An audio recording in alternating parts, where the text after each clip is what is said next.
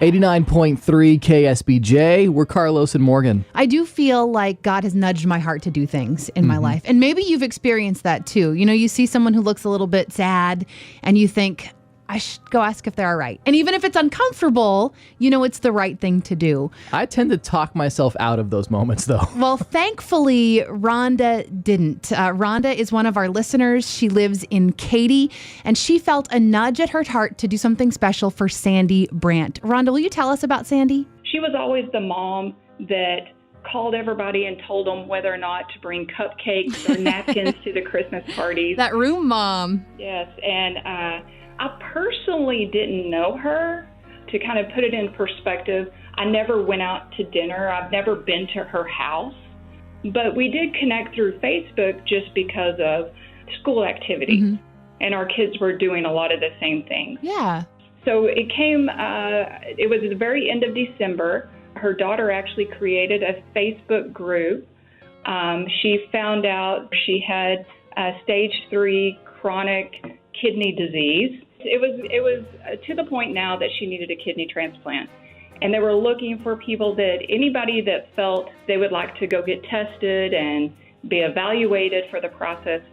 And I'll tell you what, I read the post and immediately I knew I was called to do that.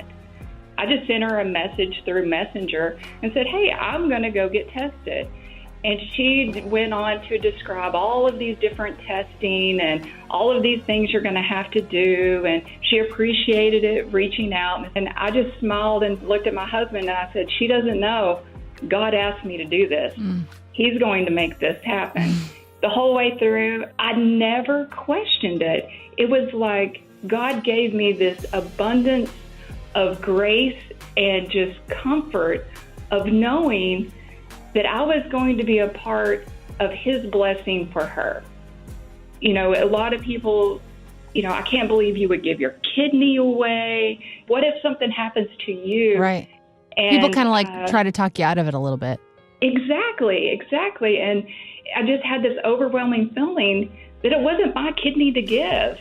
It was always hers, and it was part of God's plan.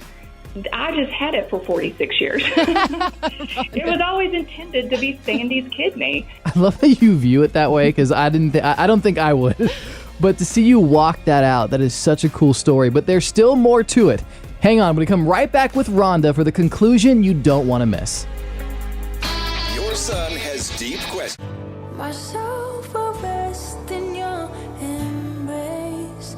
I am yours, and you are mine.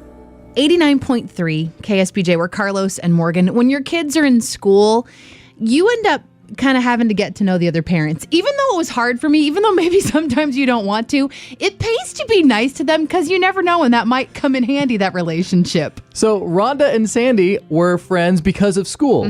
Sandi needed a kidney, and God tapped Rhonda's shoulder and said, hey, that extra kidney you have, we're going to give that to Sandi. Like, you barely knew Sandi. You were connected through Facebook. Your kids had been in school together at one point, but you went through with it. You followed God's heart for your life. You ended up being a donor match. You had the surgery. You're waking up. What happened next?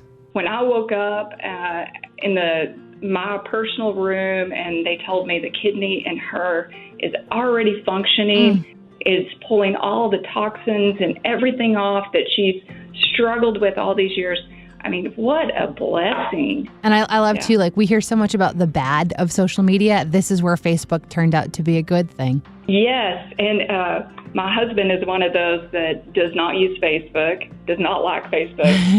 and he said, well, God knew how much time you spend on Facebook, so he had to communicate through that to get to you.